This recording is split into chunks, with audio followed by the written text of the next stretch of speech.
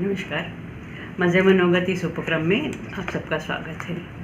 हम लोग पुराणाम सर्वशास्त्राणाम इस शीर्षक के अंतर्गत पुराण जो है पुराणों के बारे में अभ्यास और चर्चा कर रहे हैं।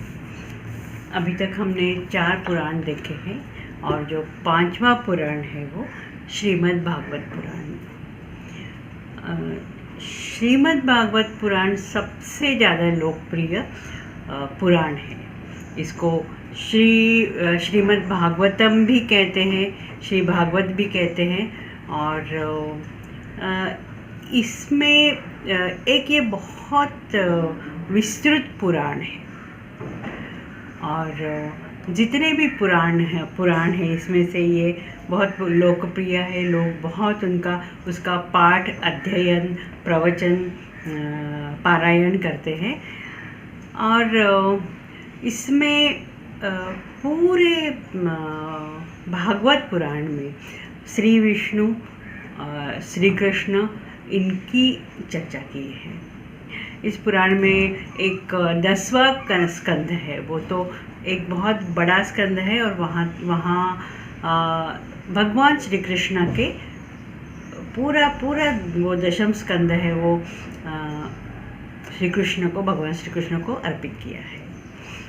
अभी व्यास जी द्वारा ये संकलित किया हुआ ये जो पुराण है उसमें 18,000 श्लोक है और ये 18,000 श्लोक है वो 12 विभाग में विभाजित किए हैं और हर एक विभाग को स्कंध ये नाम दिया है। और एक स्कंद में बहुत सारे अध्याय भी है, क्योंकि ये बहुत विस्तृत है। इसके लिए एक विषय के लिए एक अध्याय समर्पित है। अभी यहाँ उसको श्रवणामृत कहा गया है भागवतम को। ये जो वैष्णवों का बहुत ही महत्वपूर्ण एक ग्रंथ है। इसमें सकाम भक्ति हो, निष्काम भक्ति हो, नवदा भक्ति हो या ज्ञान साधना हो, द्वैत भाव हो, अद्वैत के दर्शन हो, ये सभी मार्गों का जो रहस्य है वो इस भागवत पुराण में दिया है। बेसिकली ये भक्ति रस से भरा पुराण है और इसमें हर जगह भक्ति के बारे में, अलग अलग प्रकार के भक्ति के बारे में बताया गया है। ये इसमें जो ये ग्रंथ, ये जो इस बाकी सब ग्रंथ का सार, वेदों का, उपनिषदों का इसमें पूरा वर्णन है और इसमें उस पूरे उपनिषद वेदों का जो सार हम कह सकते हैं भागवत पुराण में हम देख सकते हैं। इसमें जो प्रमुख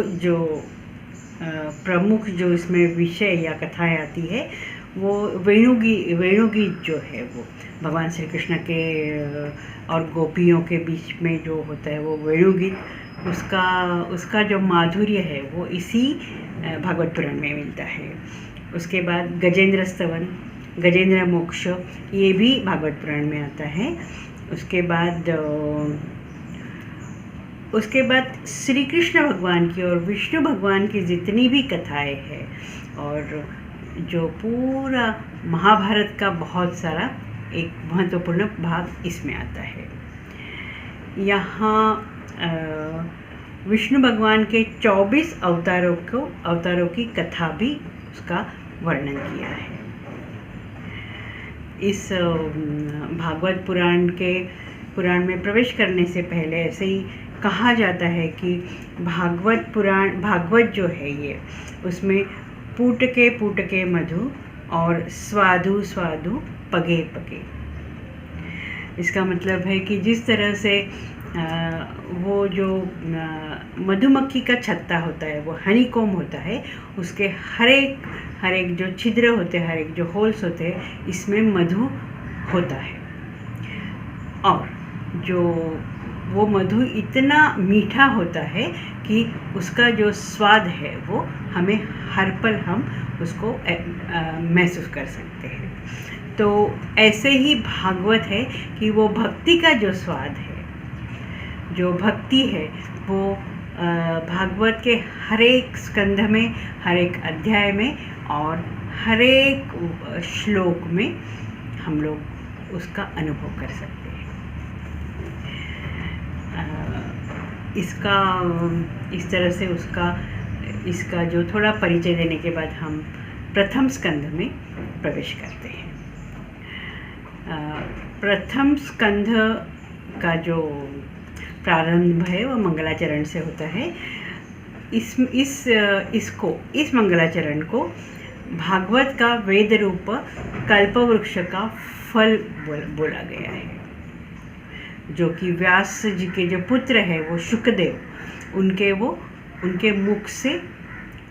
मुख से बोला गया है, उन्होंने बोला है। और जिस तरह से जो पैरेट है या जो तोता है, शुक का मतलब पैरेट होता है, और जो शुक है या जो तोता है वो उसका जो टच किया हुआ जो कोई भी फल है वो मीठा होता है। इस तरह से ये पूरा भागवत जो है वो मीठा है। प्रथम स्कंद के बारे में तो स्पेशली कहा है। इसमें भागवत कथा, भगवत भक्ति और भगवत भक्ति का जो महात्म्य है वो व्यास जी के मुख से वो बोला गया है। उसके बाद में भगवान के जो विष्णु भगवान के जो अवतार है, 24 अवतार, इसका संक्षिप्त उसका उल्लेख है। आगे उसके बारे में बाकी स्कंद में उसके बारे में काफ़ी सारा विस्तार से बताया है। यहाँ राजा परीक्षित की कथा यहाँ शुरू होती है, क्योंकि ये जो पूरा भागवत जो है वो परीक्षित जी ने अपने मृत्यु से 7 दिन पहले सुना था। इसके लिए इसमें राजा परीक्षित की भी कहानी आती है, उनको जो शाप आता है उसकी भी कहानी आती है, और द्रौपदी के जो पुत्र जो है वो सोते हुए युद्ध के अंतिम चरण में उनको मारा गया था। अश्वत्थामा ने बहुत बर्बरता से उनका वध किया था, उसकी कथा आती है। उसके बाद में भगवान का जो सुदर्शन चक्र है वो उसका उपयोग भगवान ने किया था, और उसको शांत करने का जो शांत भी किया था उस सुदर्शन चक्र को। और इसमें कुंती ने जो भगवान श्री कृष्ण के बहुत प्रसिद्ध है ऐसी उसकी प्रार्थना है। तो कुंती एक जगह कहती है कि हे श्री कृष्ण, हे जगत गुरु, हमारे जीवन में सर्वदा हर पल और हर पग पर विपत्तियां आती रही, क्योंकि विपत्तियों के निश्चित रूप से आपके वारंवार दर्शन और स्मरण होते हैं। जब हमारे यहाँ सुख होता है तो हम भगवान को याद नहीं करते, लेकिन जब विपत्तियाँ आती हैं, दुख होता है, तो ज़रूर भगवान को याद करते हैं। उसके बाद में युधिष्ठिर और भीष्म, पितामह भीष्म, इनका संवाद भी आता है, जहाँ पितामह भीष्म जो शरशैया पे सोए थे और युधिष्ठिर ने उनको कुछ प्रश्न पूछे। ये सब इसी स्कंद में, ये सब इसका थोड़ा थोड़ा इंट्रोडक्शन दिया है। उसके बाद भगवान श्री कृष्ण का द्वारका गमन, इसका भी इसमें उल्लेख किया है। उसके बाद में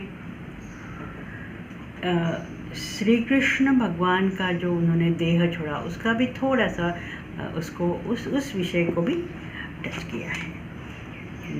और उसके बाद में विदुर, धृतराष्ट्र, गांधारी, और वो युद्ध के बाद जब वन में गए तो, और उसके बाद उन्होंने वन में अपने आप प्राण जो है वो छोड़ दिए, इसका वर्णन आता है। ये प्रथम स्कंद का थोड़ा सा परिचय हो गया। अभी द्वितीय स्कंद में शुकदेव के मुख से शुकदेव कहते हैं कि पूरा भगवान का जो विराट रूप है वो विराट रूप का वर्णन यहाँ दिया है। उसके बाद में मनुष्य की जो इच्छाएं है और उसके अनुरूप उनकी जो उपासनाएं है और उसके बाद में उनका जो कर्म और कर्मफल है उसका वर्णन यहाँ आता है। जिस तरह से इच्छा है उस तरह से उपासना और उस तरह से उसी रूप में उनका जो फल है इसका पूरा विस्तार से वर्णन किया है। चौथे और पांचवें जो द्वितीय स्कंद के चौथा और पांचवा जो अध्याय है उनमें जो सर्ग है, इसका मतलब सृष्टि और उनका सृष्टि का जन्म और प्रलय, इसके बारे में बात। एक सातवें अध्याय में यहाँ भगवान के वराह, हरि, कपिल रूप, दत्तात्रेय, सनक, सनातन, सनत कुमार, नर नारायण, ध्रुव, पृथु, ऋषभदेव, हयग्रीव, मत्स्य, कच्छप, नृसिंह, गजेंद्र, मोक्षदाता चक्रपाणि और वामन रूप, ये जो अवतार है इसके कथा का वर्णन है। आठवें अध्याय में परीक्षित द्वारा गूढ़ और गहन जो उनके प्रश्न थे, जो उन्होंने शुकदेव सूत जी को पूछे, उनके प्रश्न और उनके उत्तर जो है इसका वर्णन किया गया है। पंचमहाभूत, हमारे शरीर का पंचमहाभूतों से जो बना है उसके बारे में, और एक चतुश्लोकी जो भागवत है वो बहुत ही प्रसिद्ध है। वो 4 श्लोकों में पूरा भागवत का सार बताया है। वो चतुश्लोकी भागवत भी इसी द्वितीय स्कंध में आते हैं। चतुश्लोकी भागवत में बहुत गहन बातें दी है, मतलब भगवान और सृष्टि का लय, सृष्टि का प्रलय, इसके बारे में, और आकाश आदि जो पंचमहाभूत है और उसी पंचमहाभूत से बना हुआ जो शरीर है उसका, और शरीर में आत्मा किस तरह से प्रवेश करता है, और आत्मा जो है कि वो जो हर एक मानव का, हर एक पुरुष का जो आत्मा है वो प्रभु का ज्योतिर्मय रूप है। इसका बहुत सारा इसको एम्फसाइज किया है यहाँ। ब्रह्म क्या है, ब्रह्म और आत्मा में क्या फ़र्क है, वो उन दोनों को किस तरह से पहचाने, उन दोनों को किस तरह से हम जानने का प्रयत्न करें, इसके बारे में इस द्वितीय स्कंध में बोला गया है। इसके बाद में जो तृतीय स्कंध है वहाँ उद्धव और विदुर जी की जो भेंट है उससे ये स्कंध आरंभ होता है। उसके बाद में उद्धव जी जो है विदुर और उद्धव, उनका जो विषय है, वो बातचीत का जो विषय है ऑफ कोर्स भगवान श्री कृष्ण है। और यहाँ उद्धव जी क्योंकि उद्धव जी हर वक्त भगवान श्री कृष्ण के पास साथ रहे हैं, इसके लिए वो भगवान की बाल लीलाओं का वर्णन करते हैं और उनकी जो अन्य जो लीला है वो उसका वर्णन करते हैं। पूरा श्री कृष्ण का जन्म से लेकर उनकी जो पूरी बाल लीला है, वृंदावन में, गोकुल में, मथुरा में, वो सब पूरी बाल लीलाओं का वर्णन करते हैं। जो 15वां जो 13वां अध्याय है, इसमें वराह अवतार की कथा बताई है। जो दशावतार है, 10 अवतार है विष्णु भगवान के, उससे एक जो वराह अवतार है उसकी कथा यहाँ बताई गई है। उसमें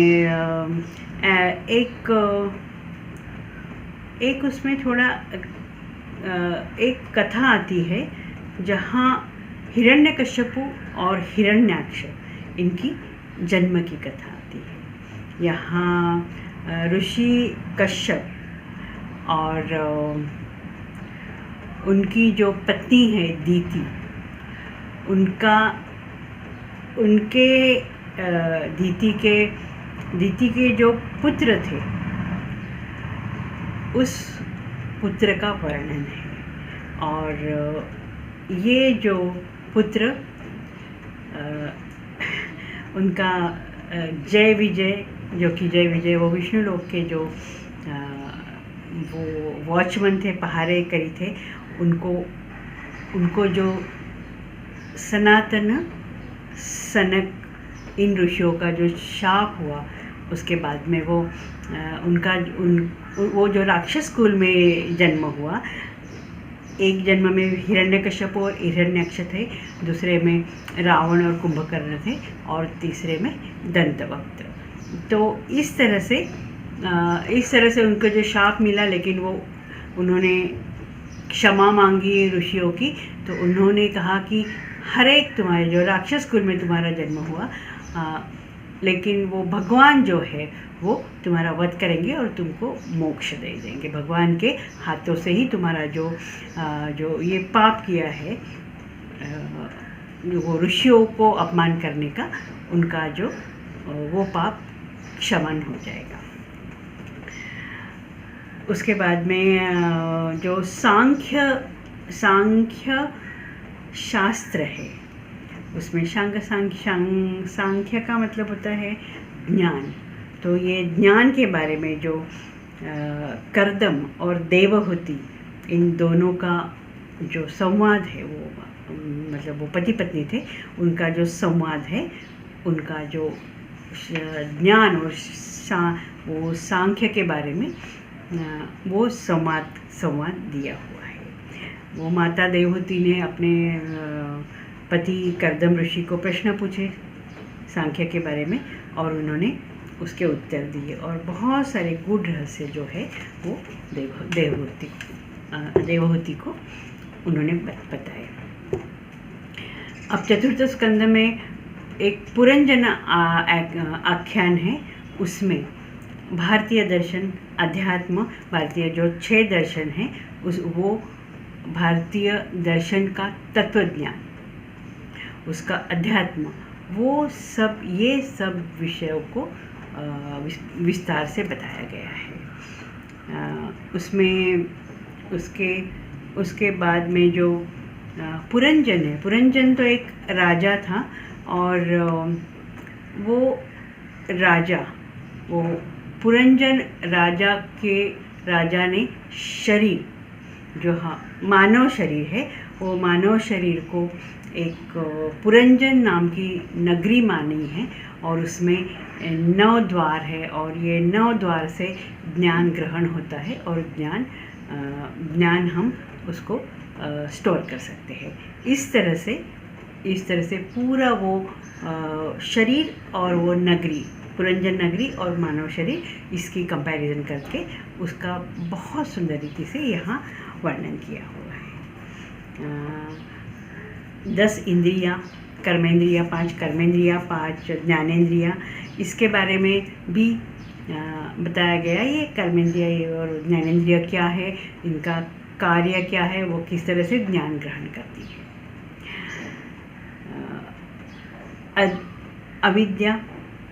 अविद्या के बारे में, अज्ञान के बारे में, माया के बारे में,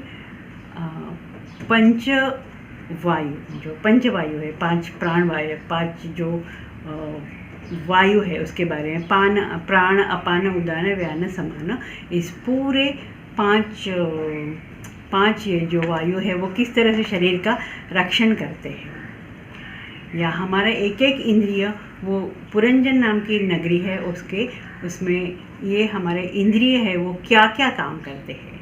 यहाँ जो वायु है जो हमारे शरीर का रक्षण करते हैं, ये बताया है। उसमें जो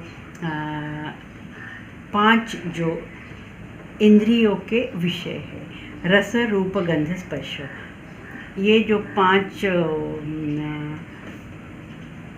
ये विषय है, वो मानो 5 घोड़े हैं, और ये 5 जो घोड़े हैं वो हमारे मन को, हमारे शरीर को या हमारे मन को कहीं लेके जाते हैं। सीधा अर्थ है कि वो हमें अपने आत्मा से दूर लेके जाते हैं। इसने और कहा है कि जो 3 गुण हैं, जो सत्व रजस तमस, मानो ये इस जो यहाँ मानव शरीर जहाँ जिस रथ में बैठा है उसकी ध्वजा है।